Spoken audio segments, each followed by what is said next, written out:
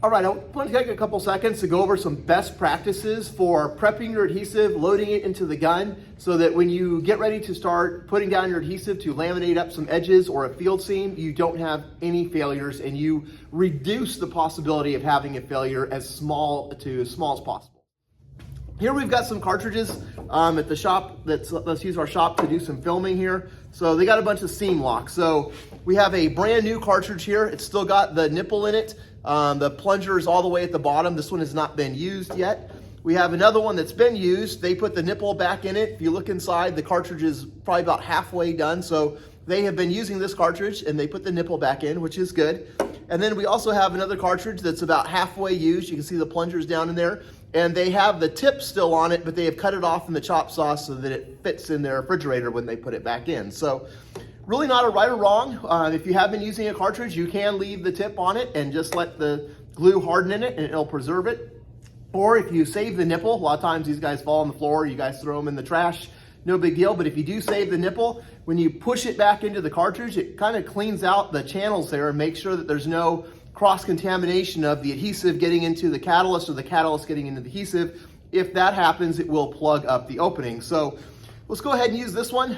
It's got the nipple in it. It's the used one. We'll kind of show you how to set it up. So we pull out that nipple there. It goes into where the catalyst and the adhesive is.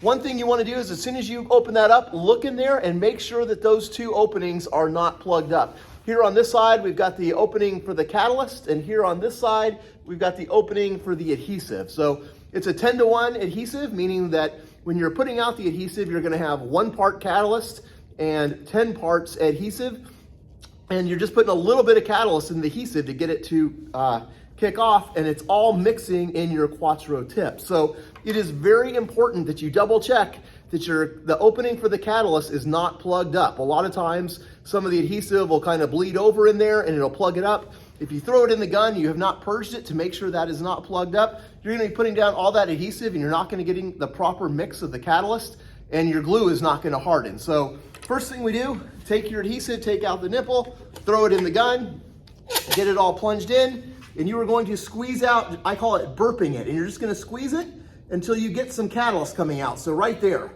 Now if you look, we've got catalyst and we got adhesive coming out of both of the openings. We know that the plungers are balanced in here and they are symmetrical. So when we start squeezing it, we're gonna be getting an even amount of catalyst and adhesive. If you don't burp it and get it so that everything is perfectly aligned, you might start pumping and the first stuff that comes out might be all adhesive and you're not getting any catalyst. So go ahead and burp it. Make sure that the plungers in each of these tubes are balanced and equal at your gun, right? Sometimes these guys get damaged and maybe this is a little shorter and the compression is off or unbalanced. So you want to get the plungers in the cartridge perfectly balanced to your gun, and you're just going to do a little burp and squeeze out some adhesive.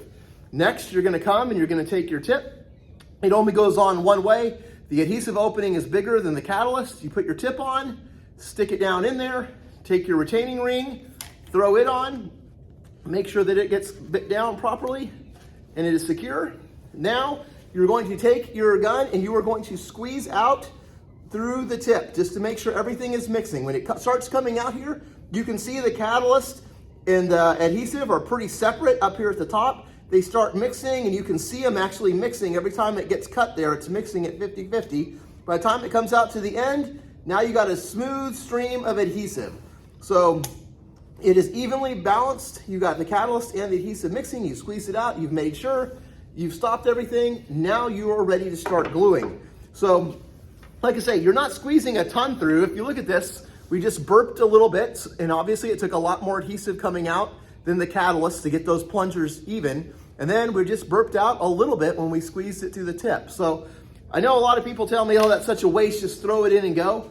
I can't tell you how many times though, if you don't check if that catalyst is plugged up, you're gonna glue up that whole edge, it's never gonna cure, and then you're gonna be pulling that edge off, wiping it clean, scraping off all that adhesive, and that, if you've never done it, that is an absolute nightmare and it takes forever. I would almost rather just throw the whole countertop in the trash, get new sheets and start doing it, because there's nothing worse than cleaning up glue that doesn't cure, and also you've wasted all of that time. So I mean, this is costing you pennies to make sure that you're going to have a flawless performance when it comes to gluing up your top. So I highly encourage you guys, take the few minutes, burp it, make sure that your pistons are balanced in there and you're getting the right amount of adhesive to catalyst.